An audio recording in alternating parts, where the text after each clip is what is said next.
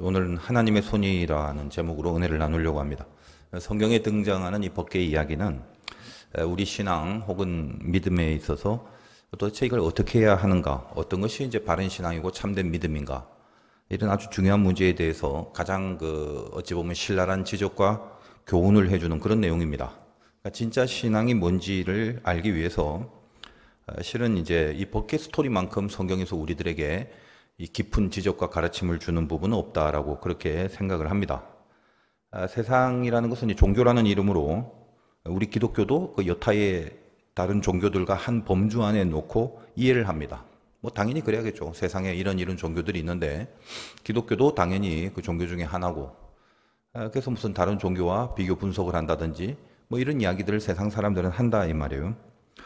근데 이제 우리는 그런 세상 사람들의 이해를 좀 넘어서서 그렇게 한다는 건 알고 있고 당연히 그래야 되겠지만, 세상의 관점에서는 우리 예수 믿는 사람들은 우리 안에 스스로 뭔가 독자적으로 내가 믿고 있는 신앙이라는 것은 이 기독교는 일반적인 다른 종교들 중에 하나라는 그런 관점으로 보면은 안 되는 거죠.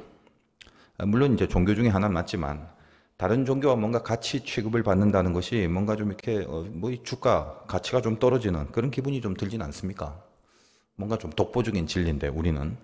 그래서 우리 기독교가 뭔가 유일하고 아주 독보적이고 뭔가 더 좀 우월하고 다른 종교보다 뛰어나고 등등, 하여간 이제 내가 믿고 내가 고백하는 종교니까 뭔가 그 자체가 우월해야지 그걸 믿고 따르는 나 자신도 동일하게 뭔가 좀 우월하고 높은 사람인 양, 그런 기분이 들어서인지는 모르겠습니다만, 하여간 이제 저는 개인적으로 제가 믿는 기독교를 그냥 일반 종교 중에 하나, 이제 그런 식으로 사람들은 말하는 걸 이해를 해도 내 스스로는 절대 같은 레벨과 같은 차원에 놓지 않고 그렇게 놓기가 싫다라는 말입니다. 적어도 그것이 하나의 주관적 편견이 아니라 적어도 어떤 점에서 그럼 다른가라는 그런 어떤 진리성을 확보해야 그런 마음을 가질 수 있는 것인데, 어떤 점에서 달라야 되는가? 달라야 한다기보다는 사실 원래 다른 겁니다. 그런데 우리는 원래 달랐던 바로 그 다른 것들로부터 다르기 때문에 그 다름이 주는 독보적 가치, 이 부분을 중요시하지 않고 그렇게 신앙생활을 해왔는지도 모른다라는 거예요.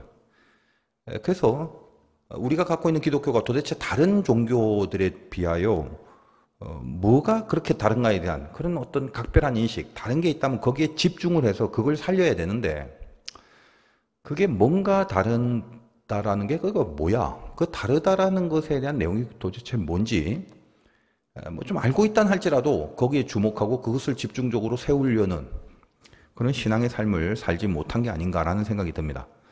그래서 그동안 이런 점에 대해서 제가 많은 말씀을 드렸습니다만 다시 한번 좀 분명히 하고 그렇게 넘어가겠습니다. 자, 모든 종교는 거의 대부분 인간이 신을 찾아갑니다. 왜? 아쉬우니까. 근데 기독교는 아니에요. 신이 인간을 찾아옵니다. 이게 핵심적인 차이죠. 굳이 말하자면 인간이 신을 찾아간다는 건 인간이 아쉬우니까 그러고, 신이 인간을 찾아오는 것은 좀 어폐가 있습니다만 신이 아쉬우니까 찾아온 거죠.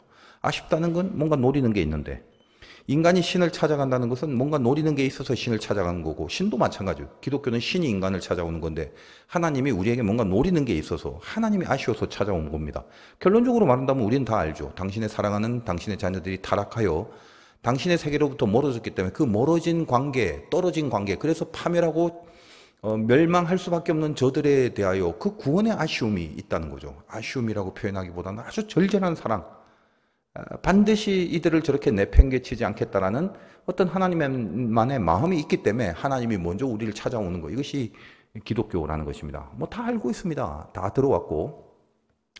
근데 이것이 주는 어떤 독보적인 강점을 내 신앙생활 속에 적용을 하고 그것을 계속 인식하고, 그래서 그 진리의 잣대가 방향하는 것이 뭔지 이거를 늘 면밀히 살펴가면서 내가 믿음을 갖고 살아간다는 것을 면밀하게 고치고 또 자르고 또 수정하고 바로 세워가려고 하는 이런 모습들 속에서 이제 많은 부분 실패를 하고 말았다라는 생각이 든다는 것입니다. 조금 더 이제 말씀을 드리자면 그런 거예요. 핵심적인 차이는 뭐나, 우리 기독교는 신이 인간을 찾아왔다. 다른 건 대부분 인간이 신을 찾아갔다. 그래서 기독교를 뭐라고 하냐면 은혜의 종교 혹은 계시의 종교라고 그럽니다. 그런 표현 많이 하지 않습니까? 은혜라는 말은 늘 들었던 겁니다만 쉽게 말하면 하나님이 거저 오셨다. 이게 은혜입니다. 우리가 부른 적이 없고 우리 편에서 이렇게 불러 모시고 올 만한 어떤 내 편의 조건이나 대가 이런 걸 치른 게 아닙니다. 그냥 오셨어요. 그리고 당신을 나타내 보이셨습니다. 그걸 계시라고 하는 거예요. 여러분이 그 계시란 말을 시중에서도 많이 들어봤겠지만 개념이란 게 중요하다고 그랬죠. 그래서 아직 그 초보자들은 계시라고 하면 그런 단어가 그 뭔가 그 뉘앙스가 좀 신비하고 인간이 모르는 감춰졌던 어떤 것들이 이렇게 밝혀지는 그런 초월적인 나타남이랄까? 이제 그런 식으로만 느낌을 가집니다만 실제로 계시라는 개념은 의외로 간단합니다. 하나님이 먼저 자기를 드러냈다. 이게 핵심이에요. 하나님이 당신이 먼저 나에게 깍꿍 이렇게 나타난 거예요. 우리가 뭘 찾을 수 없어요. 아무리 뒤져볼래도 안 돼. 하나님이 당신을 보여주신 거예요. 그게 계시입니다. 그리고 이걸 어떻게 보여드렸는데 아무런 조건, 대가, 내 편에서의 어떤 마련된 그 어떤 실력, 준비 하나도 없이 거저. 그래서 은혜, 계시 이거는 일맥상통한 말이 되는 거죠. 우리 기독교는 은혜의 종교고 계시의 종교가 되는 것입니다. 그래서 이제 은혜라든지 계시라든지 그런 그 익숙한 표현 속에서 우리가 믿고 있는 기독교의 본질이 무엇인지 이걸 우리는 충분히 알 수 있게 되는 건데 다시 말씀드립니다만 기독교는 내가 찾아가는 게 아니다. 하나님이 찾아오신 거다. 그 말입니다. 여기서 여타의 다른 많은 종교들과 그 차원을 이제 달리하고 있는 그런 차이가 있게 되는 것인데 자 그러면 좋다. 그걸 그렇게 구별해서 이 세상에 어떤 우상, 사신, 우상의 종교들 많잖아요. 그런 것들과 바로 그런 점이 다르다라는 걸 내가 알고 있다는 거, 그걸 알고 신앙생활 한다는 게 뭐가 그렇게 중요한데 그래서 이 이해를 위해서 조금 극적인 표현을 하자면 여러분 찾아간다는 게 뭐죠? 욕구가 있어야 되죠. 그 욕구는 에너지인데 내가 찾아가면 내 욕구가 그게 에너지가 되는 것이고 신이 만약에 찾아왔다면 신의 욕구가 에너지가 되는 거죠. 욕구는 뭐냐? 욕심이죠. 그러니까 내가 신을 찾아가는 종교는 내 욕구가 에너지가 돼서 내 욕심을 이루는 것이 목적입니다. 근데 세상의 모든 종교, 특별히 이렇게 저급한 종교일수록 우상 섬기는 혹은 주술적인 미신의 종교 이런 거일수록 이런 내용이 굉장히 강력합니다. 그러니까 세상의 거의 모든 종교의 일반적인 공통점이 그거다 이 말이죠. 내 욕구가 에너지가 돼서 내 욕심을 이루는 것을 목적으로 삼는 이것이 세상의 종교다. 근데 기독교는 하나님이 찾아오신 거다. 그러니까 하나님이 나에게 찾아오시는 그 기독교는 하나님의 욕구가 당신의 에너지가 돼서 하나님의 욕심을 이루는 것이 목적이 되는 거죠. 우리는 욕심이란 단어를 좀 부정적으로 사용하다 보니까 하나님의 욕심 이렇게 표현을 하니까 말이 좀 어색할 수 있겠습니다만 인간의 욕심이라는 건 늘 세상적이기 때문에 욕심이란 단어만 들어도 부정적으로 생각됩니다만 하나님의 욕심은 뭐예요? 늘 거룩한 거죠. 그러니까 그런 차원에서 기독교는 이 하나님의 욕심, 즉 거룩하기를 바라는 하나님의 욕심을 이루는 것이 목적인 종교라는 거예요. 그래서 다른 기타의 종교들과 그 차원을 달리하는 우리만이 갖고 있는 이 기독교의 독보적인 그 특성이 바로 여기에 있다는 것입니다. 그러니까 이걸 끝까지 세우고 붙잡고 살리는 게 기독교를 바로 믿는 그런 신앙의 삶이 되는 거죠. 가장 중요한 이 내용을 만약에 알았다면 그렇다면 이제 이것이 기독교라면 우리가 하나님을 잘 믿는 그 믿음이라는 게 뭔지 어떻게 하는 것이 참된 신앙이지 이제 그런 내용과 원리가 올바르게 세워질 수 있게 된다는 것입니다. 그래서 이 법궤는 우리 신앙의 잘못을 사실 지적하는 거죠. 뭐가 어떻게 잘못됐는지를 그걸 가르쳐주고 고쳐주시려는 하나님의 메시지가 이 법궤의 내용입니다. 굉장히 많은 분량을 통해 이 법궤가 이제 등장할 겁니다. 앞으로도 뭐 몇 번 더 해야 돼. 그럼 어떤 잘못을 고치시려고 하는 걸까? 방금 말씀드린 그 내용입니다. 우리가 기독교를 기독교로 알고 있어야 되는데 잘못 알고 있어서 파생된 그런 모든 잘못된 것들을 고치려고 이 법궤 이야기가 등장한다는 거예요. 하나님이 먼저 찾아오셔서 우리를 거룩하게 만드시는 그 당신의 목적을 이루어야 하는데 그게 주제였잖아요. 근데 이 법궤를 다루고 있는 이스라엘은 처음부터 어땠습니까? 자기들의 욕심을 목적으로 하나님이 찾아오지도 않았는데 지들이 먼저 가서 하나님은 아무 말도 안 하고 아무 오다도 없었는데 자기들이 먼저 가서 그걸 끌어와서 자기의 욕심을 이루려고 했던 그런 모습이고 그것은 기독교가 아니라 그냥 세상에 사신 우상들과 동일한 모습이기 때문에 그걸 지적하고 고치고자 메시지를 주는 그런 사건이 바로 이 법궤의 사건이 되더라는 말입니다.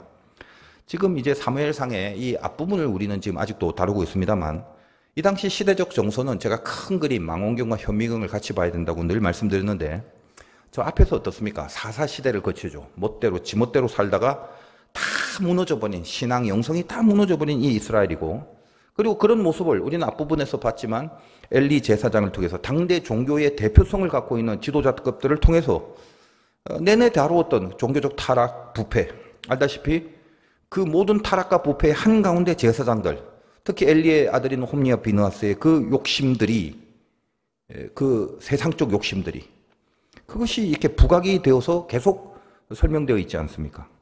이런 암울한 시대에 하나님은 사무엘이라는 선지자를 그것도 한 평범한 제도권적인 지도자가 아니라 말만 들으면 와 할 정도로 바로 그 사람이란 그런 어떤 유명한 그룹과 단체나 공동체가 아니라 일상적으로 주님 앞에 기도하고 예배하며 살아가는 그 평범한 한 평신도의 기도와 바른 그 신앙을 통해서 이 땅의 이 거대한 악한 구조에 대해 경종을 울리게 하시는 그런 하나님이 준비하신 사무엘 이런 주제들을 지금 연결시켜 오면서 우리들에게 메시지를 주고 있는 가운데 있는데 이제 바로 그런 당시에 하나님의 임재를 뜻하는 법궤를 빼앗기는 이 황당한 사건을 통해서 신앙이 끝나버린 것이 어떤 잘못에서 기인한 것인가를 분명히 지적해 주면서 앞에 엘리의 제사장의 그 제사장의 부패와 시대적 영적인 타락들 이런 모든 것들의 어떤 핵심적인 잘못이 뭔가라는 것을 법궤 사건을 통해서 다시 한번 진단해 주기 위하여 사무엘이 본격적으로 등장하기 바로 전에 이 법궤 사건을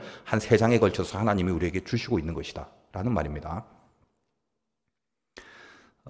이 사무엘의 출현이 이런 기반을 통해서 나왔다라는 걸 이해하시면 조금 더 사무엘서가 좀 이해가 잘 될 것인데 이제 사무엘을 통해서 하나님은 말씀을 주시는 겁니다. 앞으로 이 엉망진창인 신앙생활 속에 이런 게 하나님의 뜻이다라고 이제 말씀을 주는데 바로 그 직전에 가장 중요한 잘못부터 지적을 하고 이제 말씀을 주시기로 할 것입니다. 이제 뒤에 사무엘이 본격적으로 등장하는 것이 법궤 사건 다음에 나오게 되는 거거든요.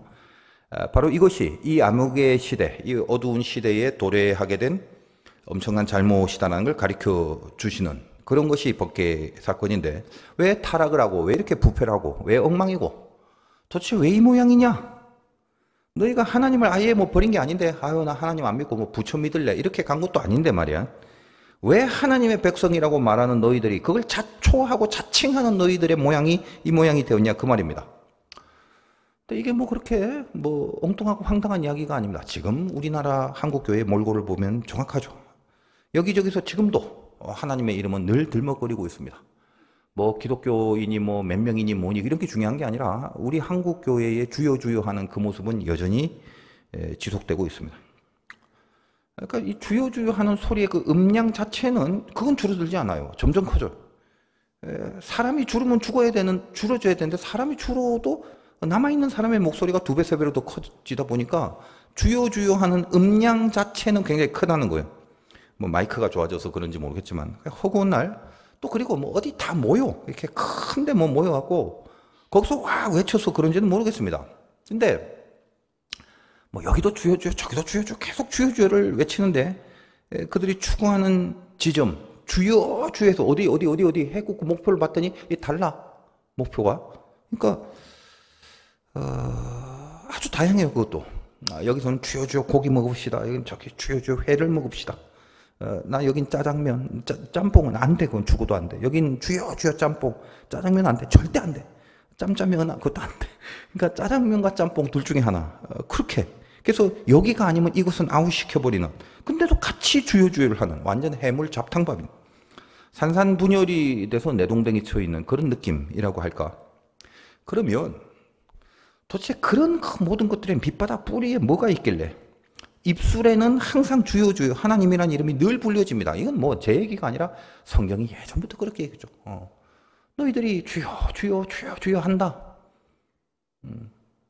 그 얘기를 하잖아요. 누구라도 주여 한다. 다 주여 하고 있다. 늘 하나님의 이름이 불려집니다. 왜 불려질까? 안 부르고 잘못을 하거나 안 부르고 딴짓하면 안 돼? 왜 꼭 부르고 나서 딴짓을 하냐 이 말이지? 부르는 이유가 뭐예요? 일단 부른다는 말은 갖고 오겠다는 거예요. 가지고 와서 그걸 도구로 내가 그걸 사용해서 내가 싸워서 이겨야 되니까 그걸 도구로 내 싸움에 내가 이겨야 되니까 그게 뭐다? 이스라엘이 가져온 법궤. 법계의 참 실상이 그거다라는. 그리고 나서 법계를 가져온 후에 다시 말하면 주여 주여를 부른 후에 그 다음에 목적은 뭐다? 자기 욕심을 이루는 거죠. 하나님이 원하시는 하나님의 거룩한 욕심을 이루려고 하는 그 하나님을 생각하고 하나님의 마음과 뜻을 생각해 보려는 중심은 1도 없죠. 자기들의 욕심을 이루려고 하는 겁니다. 그 욕심 중에 제일은 뭐니 해도 머니죠. 항상 그렇습니다. 그래서 요즘 이게 주여 주여를 세게 외치는 부류들 중에 거의 대부분은 그 주여라는 것을 이렇게 돈 벌라고 부르는 경우가 태반이다라는 것을 저는 이렇게 보니까 뻔히 다 보이던데, 그때 가지고 온 그 주여가 이스라엘이 가져온 법궤와 동일한 맥락이 되는 것입니다. 갖고 와서 내 욕심을 위해서 사용하겠다. 목사님 저도 마찬가지죠. 주여 주여를 많이 부르면서 어떻게든 이걸 이용해서 어떤 부자가 되고 뭔가 돈을 끌어모으고 종교 사업을 벌려서 거대하고 커져서 뭔가 많은 재물을 확보하고, 만약 이렇게 한다면 법궤하고 똑같죠. 거기에 하나님의 임재 결코 있을 수 없습니다. 블레셋에게 이제 대패를 하고 나서 법궤를 뺏깁니다. 블레셋은 자기들의 신전인 다곤 신전에 법궤를 들여놓게 됩니다. 그런데 법궤가 다곤 신상을 오히려 홀로 부러뜨려 버리죠. 그래서 저번 시간에 여전히 전능하신 하나님에 대한 그런 어떤 제목으로 말씀을 드렸습니다. 홀로 일하신 하나님. 우리의 도움, 우리와는 전혀 상관없이 하나님은 당신의 독자적인 의를 구축하시는 분이다라는 사실을 우리에게 보이므로 정말 믿음이 있는 자에게는 그 하나님을 보고 마음의 든든함을 얻을 수가 있는 거죠. 하나님 살아계시니까. 여전히 내가 의를 추구하는 것이 의미가 있다라는 믿음과 그 기대와 소망이 생겨지는 것입니다. 하나님이 홀로 전능하게 의를 끝까지 하나님이 지켜주시는 그런 모습을 바라보면서, 자, 에베네셀에서부터 이제 아벡에서의 전쟁. 아벡은 블레셋 쪽에서 약간 이렇게 지도를 여러분이 염두에 둔다면 이스라엘은 이쪽에서 에베네셀, 블레셋은 이쪽에서 온 게 아벡. 그래서 아벡에서 이제 싸움을 하게 되는데, 그 블레셋이 승리하고 에베네셀까지 갖고 온 법궤를 이제 뺏어갑니다. 그리고 이제 저 밑에, 여긴 지중해고 이렇게 팔레스타인이 이렇게 있으면 대강 그냥 느낌상 여기서 전쟁을 하고 이제 저 해상 국가이기 때문에 블레셋이 저 밑에 내려와서 이 아스돗이라는 곳에 가지고 갑니다. 거기에 가장 큰 다곤 신전이 있어요. 근데 그 안에서 이제 황당한 일이 발생합니다. 저번 시간에 했죠. 거기까지는. 그래서 그 지역에 이제 하나님 재앙을 내립니다. 뭐 다곤 신상을 부러뜨릴 뿐만 아니라 독한 종기. 그래서 종기라고 하는 건 예를 들면 악성 종양일 수도 있고 일종의 피부병인데, 이건 그냥 뭐 긁고 가려운 정도가 아니라 죽음을 초래하는 그런 질병입니다. 패스트 같은 그런 전염병으로 기인한 피부병이라고 그렇게 볼 수도 있고요. 성경이 이 독한 종기의 재앙을 말할 때는 왜 독한 종기라는 표현을 쓰느냐? 성경 곳곳에 독한 종기의 재앙이 나들 때는 항상 어떤 공통점이 은근히 있습니다. 그게 뭐냐? 우상의 죄들과 연관될 때, 그럴 때 독한 종기가 나오게 됩니다. 그러니까 지금 이 법궤에 대한 메시지는 우상신앙 갖지 말라는 거죠. 방금 제가 앞에서 쭉 말씀드린 그 잘못된 신앙의 핵이 우상신앙인데, 그 우상신앙을 갖지 말라. 너희들이 우상신앙을 갖고 있었기 때문에 너희들에게 내린 재앙은 뭐냐면 독한 종기다, 그 말입니다. 성경은 독한 종기를 언제 사용하냐? 대표적으로 이제 요한계시록 16장 2절에 보면 그렇게 되어 있습니다.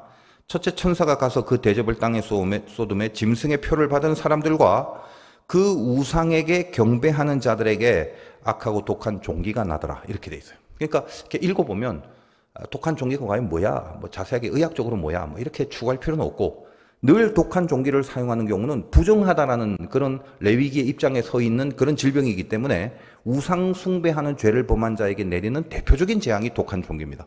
그러니까 지금 여기 다곤 신전에 이 아스돗 사람들에게 내린 재앙이 독한 종기인 것은 저들의 뭘 지적하고 있다, 어떤 죄에 대한 형벌이다라는 걸 은근히 우리가 메시지로 합니까? 우상 숭배를 했던 죄다, 그게.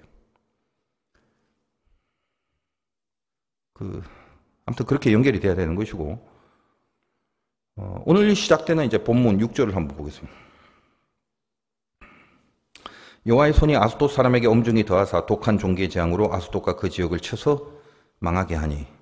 그러니까 두려워지기 시작한 거죠. 갑자기 왜 이래?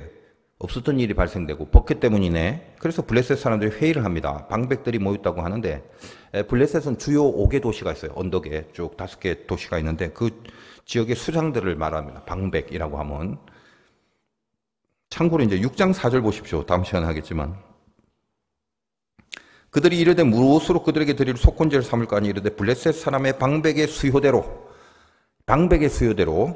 금독종 5 금쥐 5마리, 이게 5개인데 독종 5개, 쥐 5개, 어쨌든 5개인데 방백의 수요가 5이란 말이고, 이 5이라는 것은 블레셋의 주요 도시가 5개입니다. 그 5개의 수장을 방백이라고 한다는 것을 여러분 참고로 알아두시면 블레셋 많이 나오니까 그렇게 이해를 하시면 되고, 그러니까 그 방백들이 모여서 회의를 하는 거예요. 큰 회의죠. 큰일 난 거죠. 그런데 우리식으로 한다면 이제 국무회의를 연 건데 그만큼 이제 사태가 심각해진 거지. 그래서 그 법계를 이대로 내버려두면 안 된다. 아스돗에서 가드라는 지역으로 갖고 가게 합니다. 8절 보겠습니다. 이에 사람을 보내어 블레셋 사람들의 모든 방백을 모으고 이르되 우리가 이스라엘 신의 궤를 어찌하랴 하니 그들이 대답하되 이스라엘의 신의 궤를 가드로 옮겨가라 하므로 이스라엘 신의 궤를 옮겨갔더니, 이 가드라는 지역으로 가는 그 방법에 가드로 간다 한들 무슨 뾰족한 수가 있는 건 아닙니다. 그러니까 일단은 이제 아스돗이라는 곳에 피해가 크다 보니까 그냥 대책 없이 이 법계의 어떤 공간 이동을 한 거죠. 여기 있으면 큰일 나니까 일단 저로 옮겨, 이렇게 된 거죠. 옮긴 곳이 가드다 이 말이에요. 물론 이제 나름대로 가드로 옮긴 저들만의 이유는 분명히 있습니다. 좀 이따 제가 말씀드리겠지만, 하여간 가드는 이 아까 아스돗에서 약간 안쪽, 여기가 지중해 바다니까 이 아스돗 해상 바다 근처에 있는 것이 아스돗인데 여기서 약간 내륙 쪽으로 들어온 여기가 이제 가드입니다. 여러분 뭐 가드는 유명한, 여러분이 알고 있는 대표적인 가드의 개념은 골리앗이 이 가드 출신이죠. 그러나 이제 가드 역시 하나님이 동일한 재앙을 내리고 역시 독한 종기를 내리십니다. 그래서 이제 그들이 이것도 안 되겠다, 또 옮기자. 그래서 요 가드 내륙 쪽으로 들어온 약간 위에 에그론이라는 곳이 있는데 에그론으로 법계를 보냅니다. 에그론도 5도시 중에 하나입니다. 그래서 마찬가지로 근데 에그론도 그런 재앙을 당합니다. 이미 이제 소문이 있는 대로 다 나 있으니까 에그론 사람들이 이제 난리가 난 거죠. 10절 보겠습니다. 이에 그들이 하나님의 궤를 에그론으로 보내니라. 하나님의 궤가 에그론에 이른즉 에그론 사람이 부르짖어 이르되 그들이 이스라엘의 신의 궤를 우리에게로 가져다가 우리와 우리 백성을 죽이려 한다 하고 큰일 났다. 뭐 죽어가는 거죠, 진짜로. 그래서 결국 또 회의를 해요. 그래서 결국 뭐다? 다시 이 법궤를 이스라엘로 보내기로 합니다. 그래서 이제 이 에그론에서 다음 시간에 그 위쪽, 이제 이스라엘 저쪽으로 이제 한 바퀴 돌았어요. 이렇게 쭉 돌고 그 유명한 그 베세메스로 가는 그 이야기가 이제 다음 시간에 연결이 돼서 나오게 됩니다. 그러니까 우리가 이제 오늘 본문을 읽어보면 좀 간단하게 느낄 수 있는 그런 점이, 여러분이 그냥 이렇게 읽어보면 블레셋의 지역에서 법궤가 이렇게 많이 이동을 했구나라는 점이에요. 자, 왜 이동을 했나? 법궤가 있는 곳에 재앙이 있으니까 그 공간이 이제 닫히니까 다른 공간으로 옮긴 거지. 근데 그것이 재앙을 해결하는 방법은 아니었죠. 피상적으로 이제 우리가 이제 눈으로만 그냥 읽고 이 내용 속에서 인지할 수 있는 정도의 차원은 그 정도입니다. 하나님이 홀로 일하셨다. 그래서 피해를 입었기 때문에 또 다른 곳으로 옮기고, 근데 동일하게 하나님이 일하신다. 또 피해를 입혀서 다른 곳으로 옮기고, 이렇게 하나님이 법궤가 이 블레셋 전체를 초토화했다. 이 정도. 근데 이 안에 조금 더 깊숙하게 영적으로 드리워져 있는 하나님의 메시지가 뭐냐 하면, 일단 이 블레셋이라는 나라를 조금 이해하셔야 되는데, 아까 말씀드린 것처럼 대표적인 5개 도시가 있어요. 가사, 가드, 아스돗, 그 다음에 오늘 그 에그론, 그 다음에 아스클론, 이렇게 5군데가 있는데, 아까 잠깐 언급한 것처럼 그 5도시의 수장들을 방백이다라고 이야기합니다. 그래서 이 블레셋은 아까 이 옆이 바다가 지중해인데 이 지중해를 옆에 두고 해상국가라고 했죠. 그래서 여러분이 지도를 보면 하여간 이 팔레스타인, 여기가 이제 이스라엘 지역이면 그쪽에서 서쪽으로, 지금 말하면 뭐 저 어디 뭐 변산, 상진, 서산 이런 쪽, 그쪽 그 바다 쪽에 있는 해상, 그 위쪽, 그 블레셋의 위쪽은 그 유명한 두로와 시돈, 이세벨이 거기 출신이었죠. 그 위에 두로와 시돈이 그렇게 있게 됩니다. 그리고 이제 그 두로와 시돈 밑으로 가면 이제 그 말씀드린 블레셋이 나오는데, 하여간 뭐 그 정도로만 이해를 하시고, 법궤는 일단 아까 말씀드린 것처럼 이 내륙에 있는 에베네셀에서부터 아벡의 싸움을 거치고 그리고 다시 저 밑에 아스돗에 가고 내륙으로 조금 들어가서 가드로 가고 그 가드에서 그 다음 위에 에그론으로 가고 에그론에서 이제 회의한 끝에 알게 안 되겠다 보내야겠다 해서 베세메스로 이렇게 보내게 되는 그런 그 루틴을 갖습니다.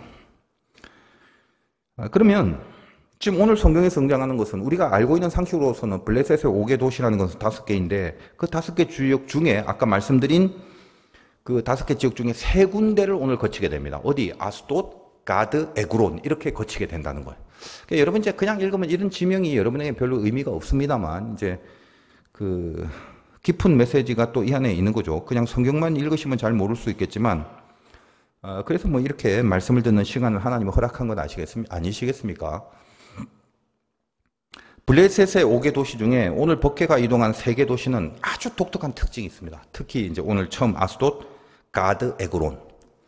그 중요한 특징이 뭐냐? 이 아스돗은 이미 다룬 것처럼 물고기 모양의 하반신을 갖고 있는 신, 다곤이 있는 신전이에요. 다곤 우상이 가장 강력했던 지역이 아스돗입니다. 그리고 그 다음에 가드는 알다시피 골리앗이 나온 지역이고 성들이 굉장히 크고 거기에 장수들, 즉 장대한 자들이 많은 지역입니다. 쉽게 말하면 군사적 물리력이 가장 블레셋에서 막강한 곳이 가드라는 거예요. 그리고 그 위에 에그론은 그 지역의 주신은 또 다곤하고 달라요. 바알세불입니다. 다른 성경에는 바알세붑이라고 나오는데 세불이나 세붑이나 다 같은 말인데 바알이라는 말은 이제 왕이란 뜻이고 세불, 세밥 이 말은 이제 그 날아다니는 윙하는 파리를 말합니다. 그래서 이렇게 합치면 바알세불은 번역하면 파리대왕입니다. 예전에 그 파리대왕이라는 그 유명한 소설도 하나 나왔습니다만 여러분이 그 애굽에는 파리재앙이 나오죠. 그 파리재앙에 등장한 그 이유가 거기에 주된 신 중에 잡신 중에 하나가 파리신, 바알세붑이었다는 거예요. 파리대왕이라는 신이 있다는 거예요. 그러니까 블레셋은 이 3가지가 저들의 힘의 핵심입니다. 다곤이라는 신과 가드의 그 장대한 자들과 이 에그론의 바알세불. 이 3군데가 블레셋의 힘의 핵심이다. 그래서 일부러 이 정도의 힘을 갖고 있다면 이렇게 신통력을 발휘하는 법궤조차도 어찌할 수 없으리라는 믿음 속에 그곳에 이 법궤를 보낸 것입니다. 지역적으로 5도시가 그렇게 멀리 떨어져 있지 않아요. 다 비등비등한 데 있다 이 말이에요. 다곤 신이 이 법궤를 지배할 수 있었다고 믿었지만 안 됐죠. 문지방으로 머리와 손목이 다 떨어져 나가는 모습을 보게 되고 그들의 군사력인 가드가 이 물리적인 힘 정도만 있으면 이 법궤를 다스릴 수 있다라고 믿었을 것입니다. 바알세불이 법궤를 다스릴 수 있다라고 그렇게 믿은 거죠. 그래서 특별히 세 지역의 법궤를 보낸다라는 거예요. 그런데 그들이 하나님을 어떻게 당할 수 있겠습니까? 그래서 잘 한번 생각해 보시면 바로 이 블레셋이 하나님의 법궤를 인식하는 수준, 그 관점이나 이스라엘이 하나님의 법궤를 이해하는 관점이나 실은 원리적으로 그렇게 큰 차이가 없이 다 동일합니다. 못났다는 거죠. 잘못 이해하고 있다. 전부 다 뭐냐? 우상신앙의 관점에서 바라보고 있더라는 거예요. 뭡니까? 제가 그 우상에 대한 이야기를 앞에 쭉 깔았던 이유가 이제 이후를 이해하기 위함입니다. 우상은 뭐죠? 내 욕심을 이루기 위해서 내가 사용하는 개념입니다. 사용한다는 게 뭐예요? 내 지배 안에 있는 거죠. 마술지팡이, 요술봉, 도깨비, 방망이 이런 거입니다. 도깨비, 방망이는 아무리 전능해도 내 손으로 내가 다룰 수 있는 것이어야 도깨비, 방망이지. 이게 아무리 전능해도 나하고 상관이 없으면 안 돼요. 내가 내 손으로 지배해서 뭐 금 나와라 뚝딱 할 때 금이 나와야 되는 거예요. 그게 뭐다? 우상이다, 우상.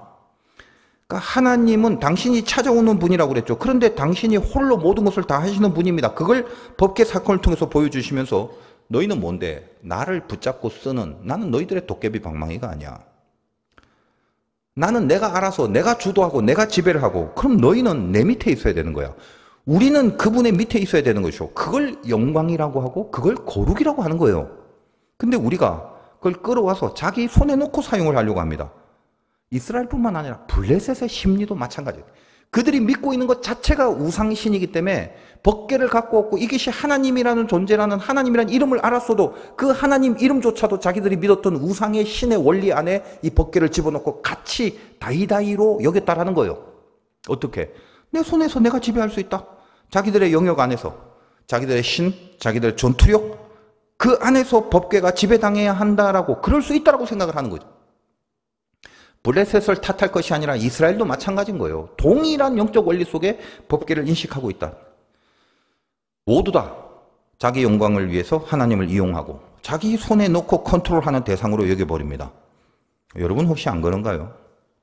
그러면 나중에 어떻게 되죠? 내 손에 컨트롤할 수 있는 하나님이라면 전능한 거 압니다. 자, 금 나와라 뚝딱 했는데 똥이 나와? 이게 도깨비 방망이가 맛이 갔네? 이 고장난데? 그럼 버릴 겁니다. 그게 우상신앙이에요. 우리가 얼마나 그동안 하나님을 그런 식으로 버려왔고 이스라엘이 그런 식으로 하나님을 배신하고 등 돌리고 원망하고 살았는지 아십니까? 여러분 그런 적 없어요? 많을 건데. 내가 그렇게 살고 있지만 하나님은 내가 이렇게 잘 신앙적이지도 못하고 믿음도 없고 또 하나님 내팽개치고 이러는데도 불구하고 홀로 여전히 당신의 영광을 위해서 우리를 끝없이 주목하시고 또 우리를 간섭하고 있음을 알게 해주는 것이 이후에 연결되는 이제 법계의 스토리 속에서 진행됩니다. 다음 시간에 연결해서 그 얘기는 계속됩니다. 근데 오늘 이제 여기까지 저들의 영광을 위해서 하나님을 이용하려고 할 때 엘리 제사장부터 시작해서 저번 제가 이 앞쪽의 부분을 설교하면서 사무엘상의 도입 부분에 영광이 떠났다라는 이가봇의 메시지가 그 전체의 흐름이다라고 말씀을 드렸죠. 누구의 영광이냐? 히브리 말로 이 영광이란 카보드는 무게를 뜻한다라고 말씀드렸습니다. 무겁다. 그게 영광이라고 했습니다. 물리적으로 무거운 게 아니라 그 영적 책임과 비중과 밀도와 그 권위와 가치가 무거운 거다 이 말이에요. 하나님을 짊어진다라는 것이. 힘들겠네. 이렇게 가지 마시고 그럼 물리력이 아니에요. 엘리가 비대에서 죽은 것도 말씀드렸다시피 그 비대함을 물리적으로 살이 쪘다. 몇 킬로 나갔냐가 아니라 그 수많은 비대함이란 단어 중에 영광이라는 카보드를 그 단어를 표현했다. 그건 누구의 영광을 위해서 살아가야 하는가를 생각하게 만든다. 엘리는 자기의 영광으로 비대했던 그런 모습이다라는 것을 시사했다라는 거 아니겠습니까? 여러분 오늘 말씀의 제목이 하나님의 손인데 손이라는 게 참 신기하죠. 어쩔 때는 여러분 그런 적 있는지 모르겠어요. 가끔 손이 요즘 손발이 많이 저리던데 가만히 있어도 저려요. 나이가 들어서 그 저려서 이렇게 옴찌락하면 이게 신기해. 아니 어떻게 손가락이 이렇게 접히지? 나 혼자 이상한 생각을 신기하지 않아? 이거 어떻게 이렇게 접혀? 참 하나님이 우리 이렇게 만들어서 이렇게 생각하면 접히더라네. 그래서 뭘 이렇게 뚝 집어 손이라는 게 오늘 이렇게 하나님의 손이 나기 때문에 다시 한번 손을 한번 묵상해 보는데 신기하다. 뭘 이렇게 질 수 있는 지배력이 있다. 여러분 손가락이 5개인데 이상하게 5개가 완벽하게 맞물려서 꽉 쥐게 되는 뭐 이런 그 신비한 그 어떤 설계가 돼 있는 것 같아요. 하나님 앞에. 우리를 만들 때 이 블레셋의 5방백과 5도시 이게 뭔가 오버랩이 되더라는 거예요. 제가 이건 신학적으로 말씀드린 게 아니라 제가 그냥 이렇게 하나님의 손을 묵상하면서 제 안의 마음으로 그려지는 그림입니다. 오늘의 이 어떤 내용과 어떤 약간 영적인 오버랩을 한번 시켜보는 거예요. 그렇게 느껴지더라는 거예요. 법계의 이동 경로를 아까 이렇게 한 것처럼 그려보니까 뭔가 블레셋 전체 지역을 아우르는 그런 어떤 하나님의 손의 거머쥘이라고 할까? 이런 게 이 상황과 이 지역 속에서 제가 느껴지는 거죠. 전체를 손으로 이렇게 느껴져서 지배하는 느낌? 그래서 오늘 본문에 여러분 제일 많이 나온 단어가 뭐냐면 하나님의 손이라는 문구예요. 6절 보세요. 여호와의 손이. 7절. 그의 손이 우리 신 다곤을 친다. 7절 마지막에. 9절. 그것을 옮겨간 후에 여호와의 손이. 여러분 읽으시면서 못 느꼈죠? 이렇게 많이 나오는 줄. 11절에. 이에 사람들을 보내어 모든 방백을 모으고 이스라엘의 신의 궤를 보내어 있던 것은 우리와 우리 백성이 죽임당을 면하게 하자 하니. 뒤에 제일 마지막에 거기서 하나님의 손이 엄중하심으로 이런 식으로. 몇 개 안 되는 문장인데 계속 하나님의 손이 나오죠. 왜? 중요하기 때문에. 그러니까 오늘도 이 블레셋이라는 지역을 통해서 제가 이제 이 법계 경로를 통해서 제 마음에 그려진 그림인데 이 5방백, 중요한 5곳이라는 것이 하나님의 5손가락에 의해서 이렇게 지배되는 그런 느낌이 느껴지고 그 5지역 중에 아무리 강한 우상적 주술과 아무리 강한 전투력을 가지고 있다 할지라도 하나님의 손이 엄중하게 저들을 지배하고 있다라는 것을 그걸 가르쳐 주고 있는 메시지라고 그렇게 제가 다가오고 있습니다. 그런데 오늘 이 11절에 그 하나님의 손이 엄중하다고 할 때 그 엄중하다라는 히브리어가 엄중하다. 수많은 단어 중에 앞에서 늘 사용되었던 카보드, 역시 이 단어도 무겁다라는 의미의 그 영광이라는 단어로 번역되는 카보드를 사용했다는 사실입니다. 무슨 말인가요? 하나님의 통치가 그 손이 무겁게 하나님의 영광을 드러낸다. 그게 하나님의 손이 엄중하다라는 뜻입니다. 그 하나님의 지배가 무거운 영광을 그 땅에 선포하고 있다라는 것을 우리들에게 부각시키는 표현이다라는 거죠. 너희들이 가지고 와서 데리고 와서 너희들의 욕심에 놀아나는 그런 너희들의 영광을 위한 영광이라는 건 없다. 그 하나님의 손이 홀로 그 통치가 그 무거운 그 권위가 하나님이 먼저 찾아오셔서 그분이 우리 위에 임하는 그 영적인 무게가 있는 것, 그게 영광이지. 그것을 하나님의 손이 엄중하다라고 오늘 본문에서 표현하고 있더라는 것입니다. 영광 싸움이죠. 이렇게 논란이 됐던 법궤가 이제 아주 좀 남았습니다만 나중에 이 법궤는 어디 갔을까요? 지금 어디 있을까 법궤는? 아무도 모릅니다. 그래서 이걸 찾으려고 영화가 많이 나옵니다. 레이더스라는 영화로부터 시작해서 인디아나 존스 시리즈까지 법궤를 찾아서 탐험가들이 법궤를 찾아다닙니다. 성경에 언급되어 있는 법궤의 마지막은 솔로몬 성전 안에 안치된 이후에 그 다음에 어디 갔는지 모릅니다.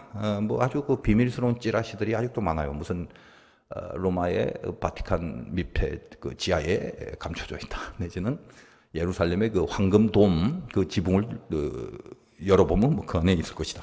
기타 등등. 궁금하잖아요. 어디 있는지. 근데 저도 좀 궁금했는데 어디 있을까? 그 굉장히 중요한 귀한 건데 누가 꼽을 쳐놨나? 뭐 이런 생각을 좀 했는데 예레미야 3장으로 가봅니다. 성경 잘 못 찾으실 수도 있어요. 예레미야는. 근데 뭐 금요철에 정도 나오실 분들은 뭐 성경책 한 100번 정도 다 읽었으니까 어디 있는지 3장 15절이면 1053페이지, 1054페이지 정도 있습니다. 법궤가 어디 있는지 지금 궁금하신 분만 찾아보세요. 예레미야 3장 15절.